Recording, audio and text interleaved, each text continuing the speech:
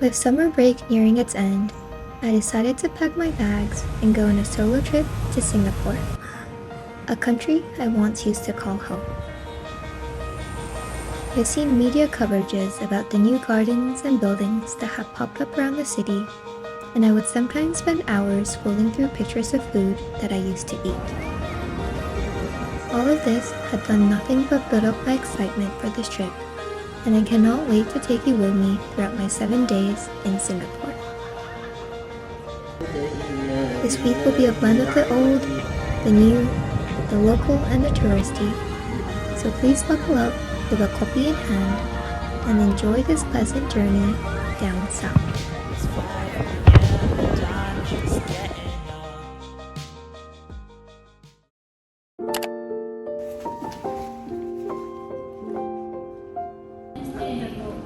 I moved to Singapore when I was 2, before I even understood the concepts of nations, languages, cultures, and social norms.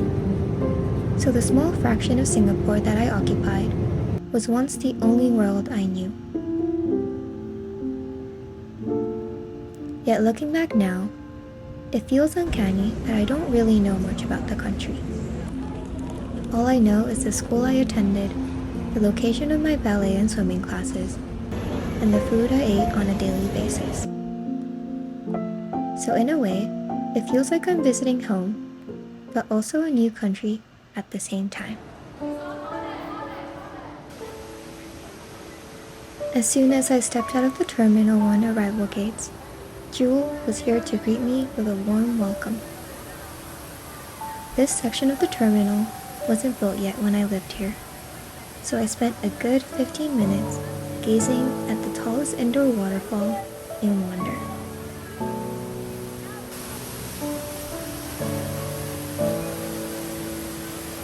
A great reminder before we embarked into the city that Singapore was once covered with rainforests and mangroves.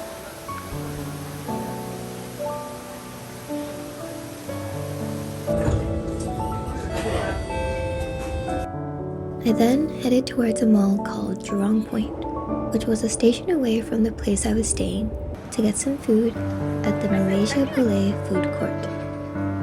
And got Cai Fan, a dish where you can select a range of dishes to go with your rice from a shop called Ipoh Zai Mixed Veg Rice.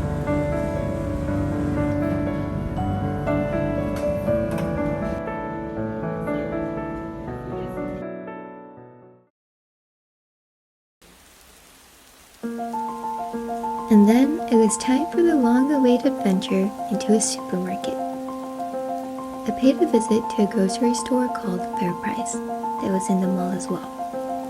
Going to supermarkets in different countries is one of my favorite activities because it feels like I'm getting a glimpse into the locals' everyday lives. Just look at all the snacks.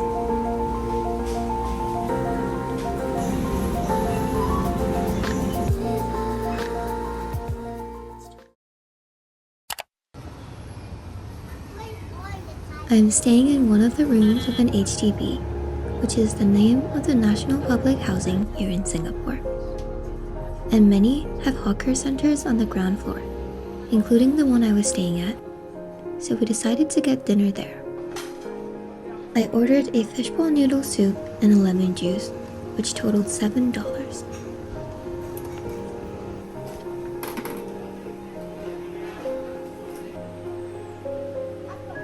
Seeing familiar faces when you head down for breakfast or dinner, sitting together and sharing meals felt like a big contrast to the loneliness and isolation often associated with cities. I don't want to glamorize someone else's reality, but it seemed like a great way for residents to get to know people across age groups and interests.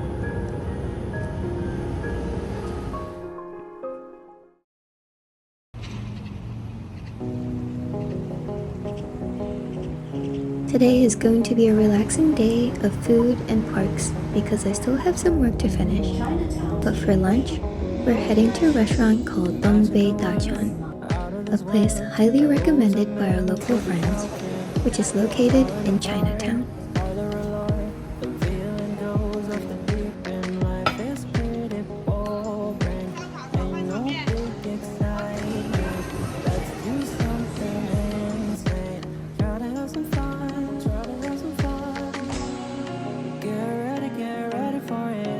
The pickled vegetable fish soup here was the most delicious fish soup I ever had.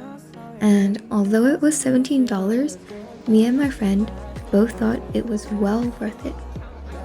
The Google reviews here don't appear to be the best, but please trust me on this one.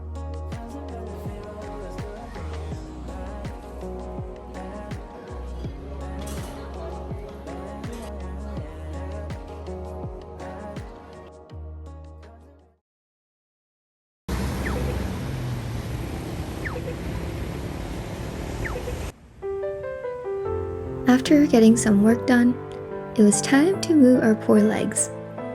So let's walk over to a park nearby called Fort Canning Park.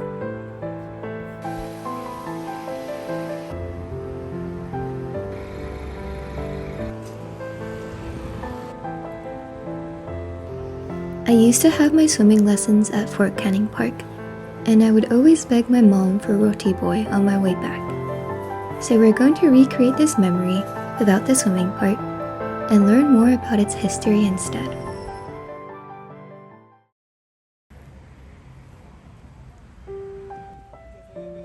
Fort Canning Park was originally known as Bukit Lalangan, or Forbidden Hill in Malay, because local settlers believed it was the site of palaces built by their ancestral kings and were wary of ascending the hill. Since then, it has gone on to serve many roles, from being the first residence of Stamford Raffles and subsequent colony governors, to the headquarters of the Singapore-based district until the spread of World War II into the Asia-Pacific in 1941. During the Battle of Singapore, tunnels with 30 rooms were secretly built under this park to house military planning operations for the British. And the decision to surrender Singapore to the Japanese was also made at the Fort Canning bunker in this park. There are traces of this time left today, including the sally port and escape hatch that soldiers used to exit the fort secretly, as well as 2 cannons.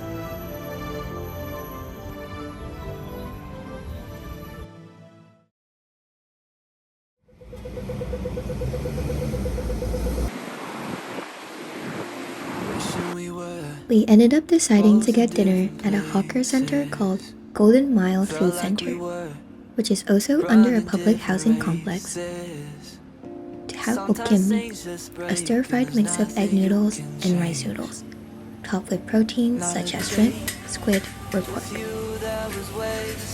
The stall we ordered from is owned by a chef who made a splash in the hawker stall scene at just 21 years old.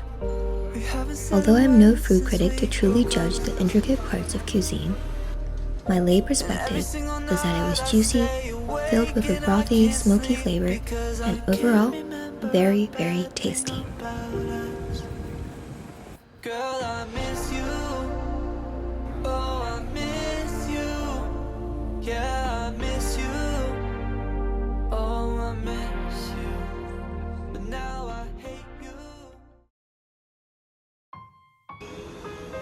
Today is going to be a day filled with food, exploring, cafe hopping, and more food.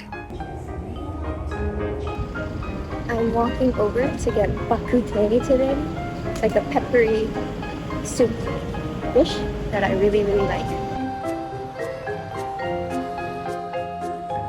Bakuteh is a soup dish consisting of herbs and spices such as garlic, cloves, cinnamon, and coriander. And I got the one with fish instead of pork ribs.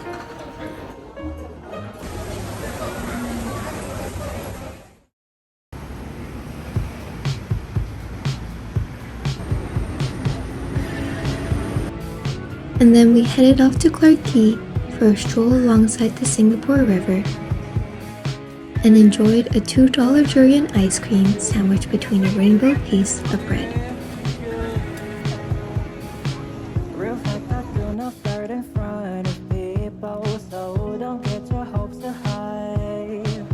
According to the National Library Board in Singapore, Clarke Quay was once a major transshipment zone and a conduit for trade.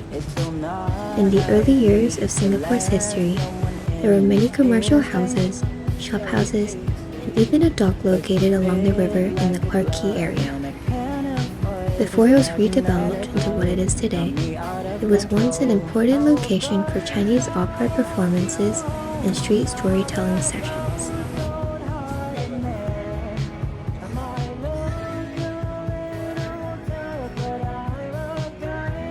Now it's time to head towards Outram Station to check out the cafe scene at Telok Ayer. According to my local friend, this is where the cool kids hang out in Singapore, and is home to trendy cafes, restaurants, and bars.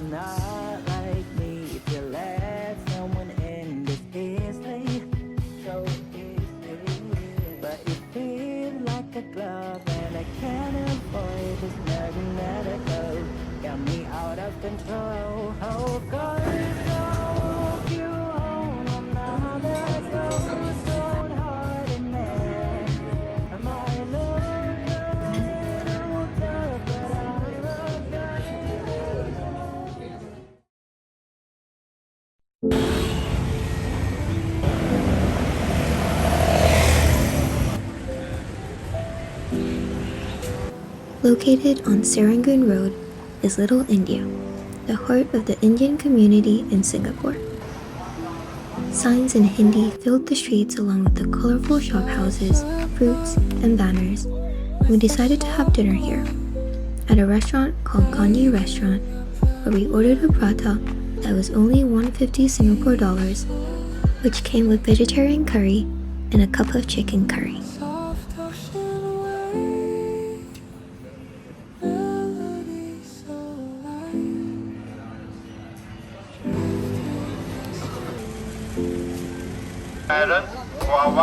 $1.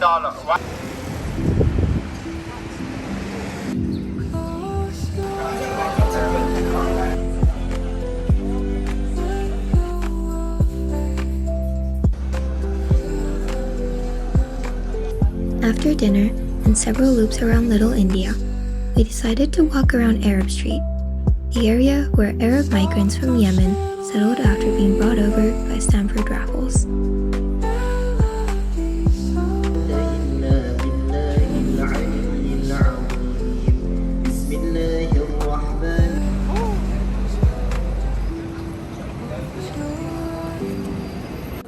It was one of the mapped out areas for individual communities to live in under the town committee's Jackson Plan, which divided the town into ethnic subdivisions. Mesmerized by all the colorful lights and buildings that filled the streets, we continued walking down the smaller streets and stumbled across this beautiful clothing shop called Utopia that specialized in boutique apparel with a modern twist.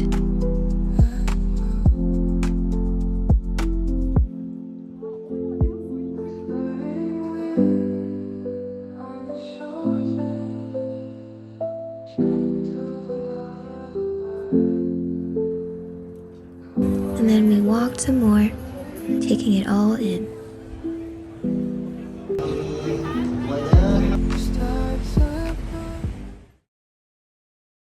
Today is going to be a beautiful day of historic hotels, fireworks, and shows up in the sky. And we'll start with an early lunch at the Maxwell Food Center. We initially planned to get the famous Tian Tian chicken rice, but the line was a little insane, so we had roasted duck and pork over rice instead, which ended up being delicious either way.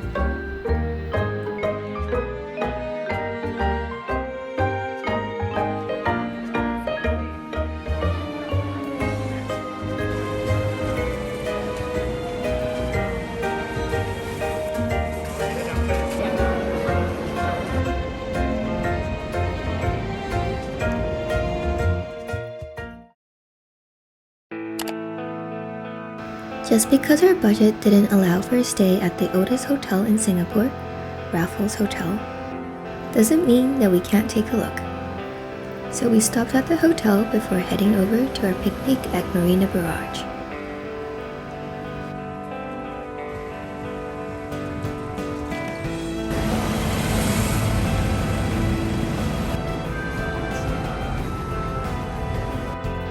Raffles Hotel, named after the founder of modern Singapore, Stamford Raffles, was established in 1887 and has a list of notable visitors, but its most famous guest was the Bengal tiger, which escaped a performing circus and was actually found here.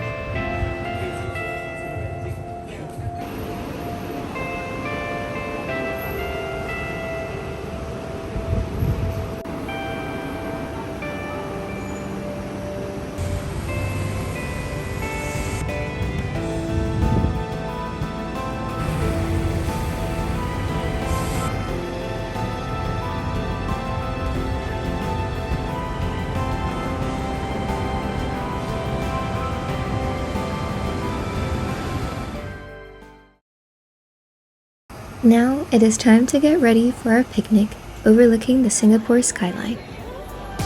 There aren't as many options for food around Marina Barrage, so we gathered our lunches at Raffles City.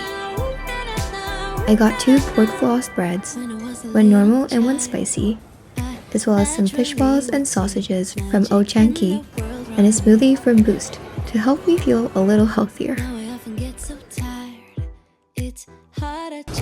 And here we are, at the Gardens by the Bay station.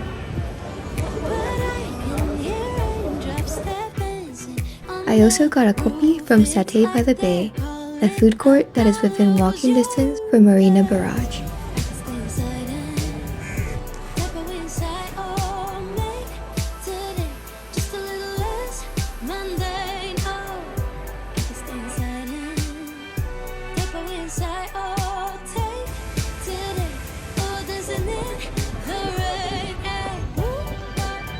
We're currently at Marina Barrage, where we can see the entire Singapore skyline with a coffee that I got at Satay by the Bay. And we're going to be seeing the practice for the national parade, and then also watch the sunset over the city skyline.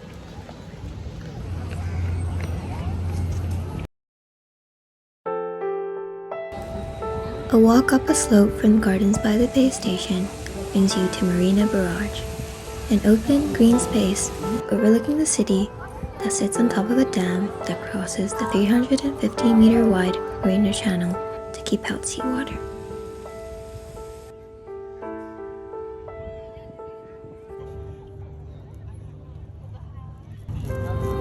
Rehearsals of the National Day Parade take place on Saturdays leading up to the nation's birthday, so we could watch the air show and the fireworks from here.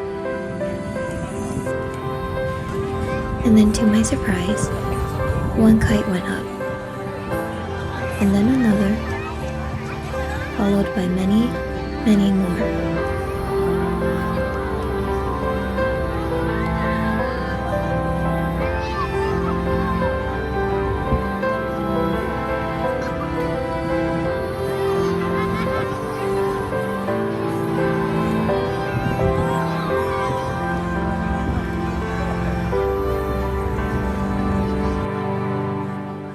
I've been seeing a lot of banners celebrating Singapore's upcoming 59th birthday, and going through the history and the many turns Singapore went through before gaining independence put the 59 years and its long history into perspective. I've always felt the monumentous pride that the citizens here had for the nation's birthday, as well as the effort they put into their national service program. But it's only recently that I've come to think that maybe it's a necessary reminder of how fragile peace and safety can be for any nation.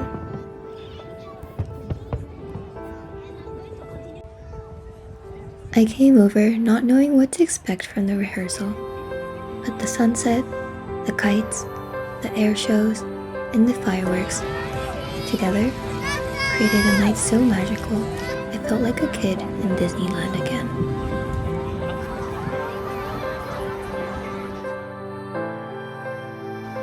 Awestruck by the rehearsal, we walked over, deep in our thoughts, to the Supertree Vertical Gardens. This futuristic garden houses over 200 species of plants, and also collects rainwater, generates solar power, and acts as a venting duct for the park. They have shows called the Garden Rhapsody, a light and sound show with the trees, every night from 7:45 p.m. and 8:45 p.m., which are open to the public to see.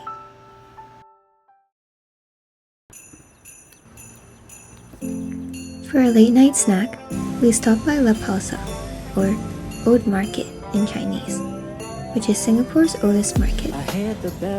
Its story began as a wet market that was directly connected to the sea, allowing fishermen to bring their catch of the day directly. You can find a wide range of culinary specialties that the immigrant founders brought from their homeland. And I decided to get a drink and some satay sticks to bring back home.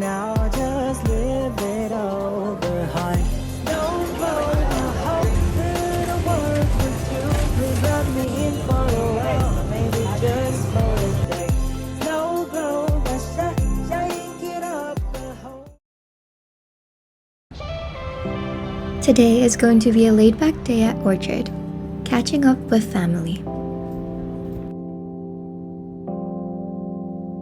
We first went to TungLok Peking duck, which I found on the internet.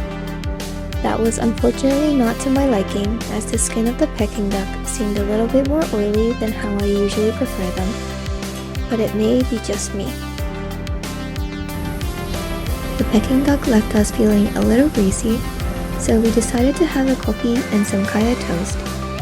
Toast topped with jam made from eggs, coconut milk, sugar, and pandan leaves. From the shop called Kaya Toast, to refresh our palates.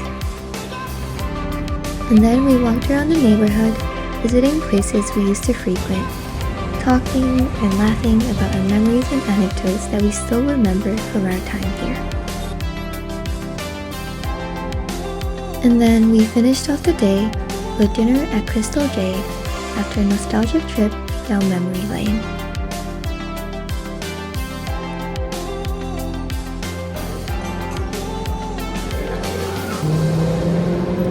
And now it is time to head back to rest for our long day tomorrow.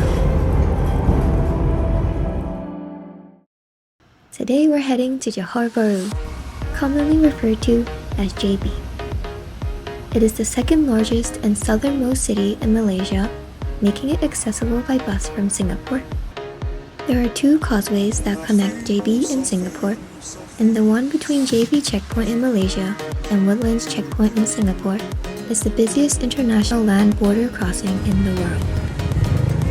We were starving when we arrived, so we decided to have lunch at East West Cafe. We could pick from a wide selection of meat, fish, and vegetables to go on top of rice. And my favorite was the fried potatoes that they had, which I went back to get more of.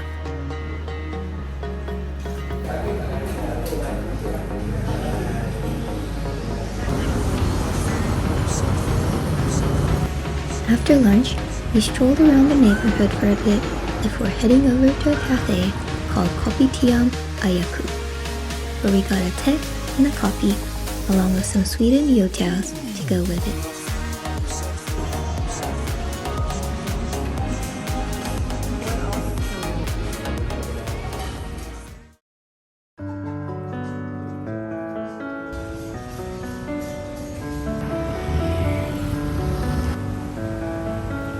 Satiated and awake, we headed to Sultan Abu Bakar, a mosque located on top of a hill along a street called Jalan Sekudai.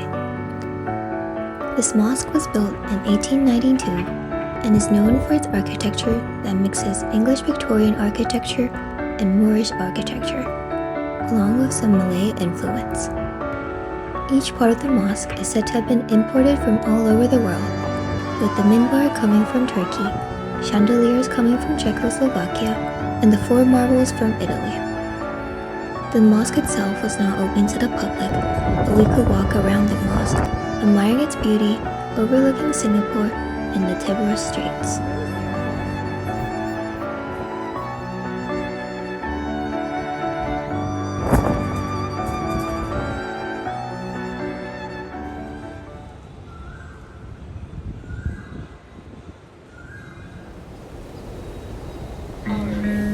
And then we walked around some more, visiting other mosques and temples in the area.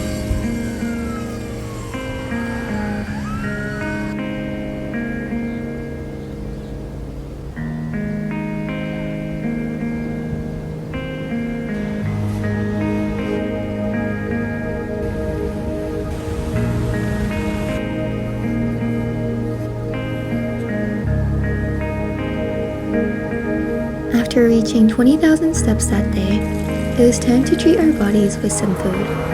So we headed over to one of the oldest bakeries in JB, called the Salahuddin Bakery. It felt like we were transported back in time to the early 1900s with a vintage signboard, a wood-fired oven, and rusty doors. We had their curry puffs and butter cake, which tasted just like the pastries you would eat at your grandma's, homey and simple. And then we headed over to Johari Tom Yam, where I had a soup ayam, or chicken soup, that was so tasty I ended up ordering another to take home.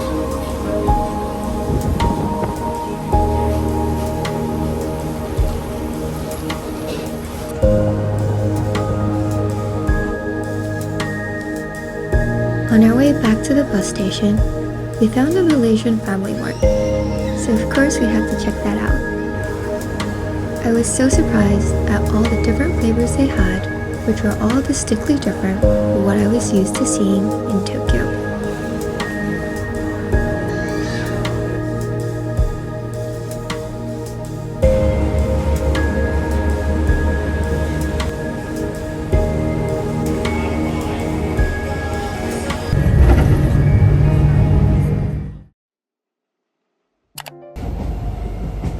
Today is going to be quite the touristy day, starting the day with a picnic at Sentosa and having some chicken rice before heading over to Merlion Park to see the city skyline at night.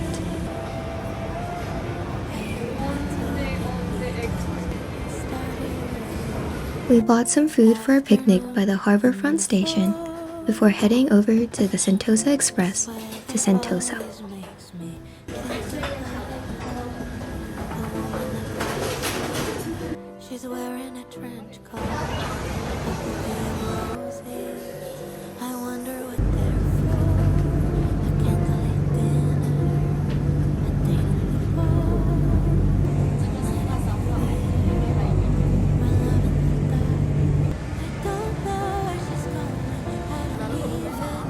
With a name like Sentosa, a Malay word for peace and tranquility, it's hard to imagine that this place was once known for vicious pirates and brutal camps for prisoners of war.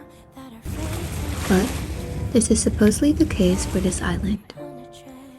Before it was renamed Sentosa in 1970, it was known as Pulau Belakang Mati, which translates to the island behind which lies death. Today, it is a popular destination for staycations and vacations, with beach clubs lined up along the shores and a list of activities and restaurants to enjoy. They are also home to Singapore's most luxurious gated community called Sentosa Grove.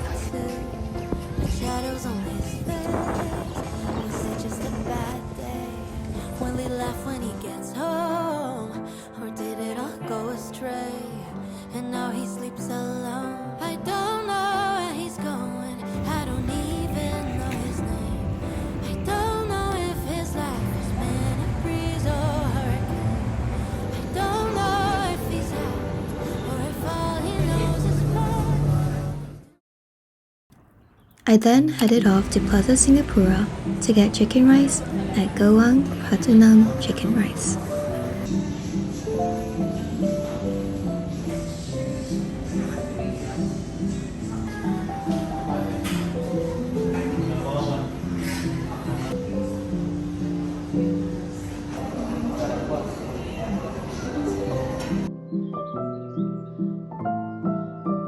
Walking over to a Hindu temple in Little India, and it's a 20-minute walk.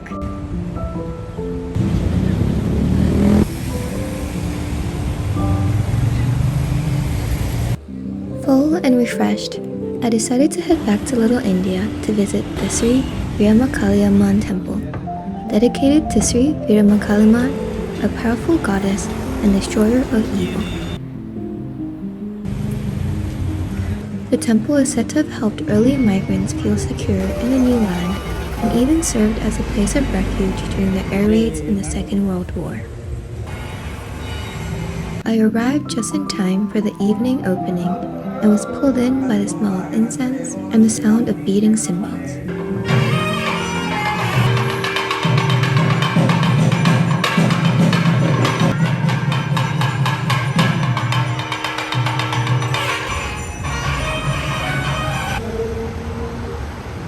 And then walked another 40 minutes to the Merlion Park, just in time for sunset.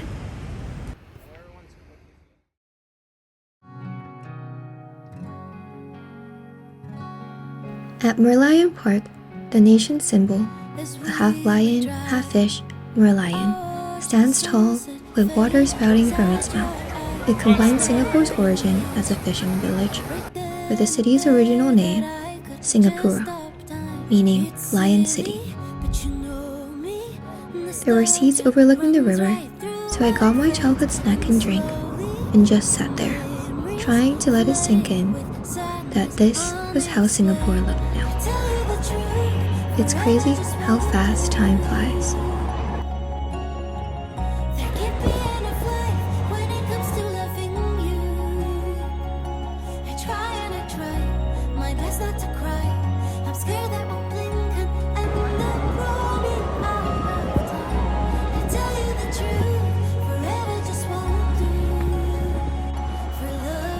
As is our universe, our day had to come to an end, and I headed back home on a bus, watching the view change gradually from central Singapore to Jurong, Singapore.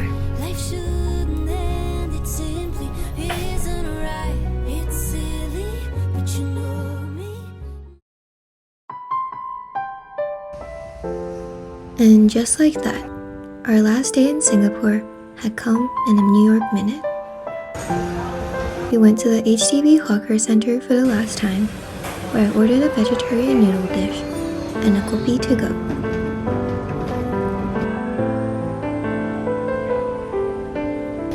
Afterwards, we went to a mall called Boon Shopping Center to get souvenirs from the supermarkets and malls.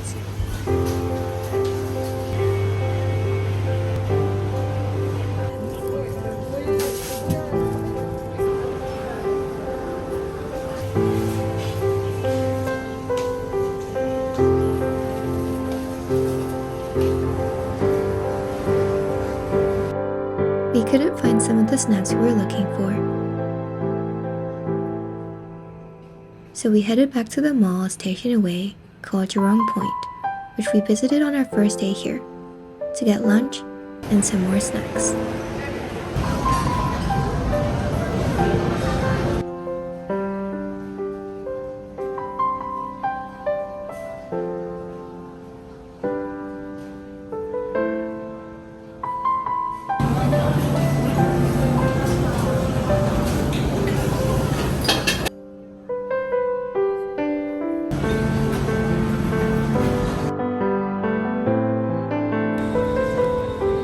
And then we went off to Changi Airport.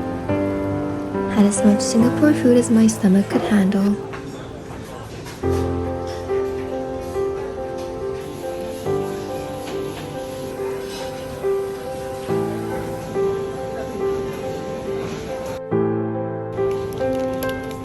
And enjoyed a free screening of Mamma Mia that was available at Steps in Terminal 3.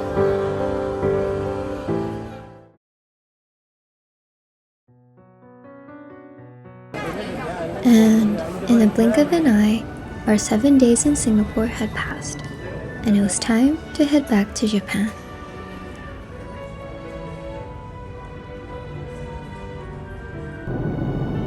Revisiting an old home as an adult changed the outlook and appreciation I had for Singapore. Back then, my love for the nation stemmed from my memories of my fishball soup, chicken rice, roti boy, and KFC cheese fries. But it has shifted to awe and respect and curiosity towards the way they run the country and how they have been able to come so far in such a short span of time. I've come across many findings during this trip, including how 77% of residents lived in public housing, and how cities' landscapes have been carefully planned to optimize the amount of wind flow and shade the city gets. As the city becomes wealthier, it seems as if they have been investing more and more into the happiness and well-being of their residents, with the quality of HDB flats or government housing improving immensely, and public displays and buildings that provoke fascination popping up all over. The blend of the old and the new helped me revisit my childhood while learning so much, and I cannot wait to see what else they do in the future. But in the meantime, happy early birthday, Singapore, and thank you for all the childhood memories.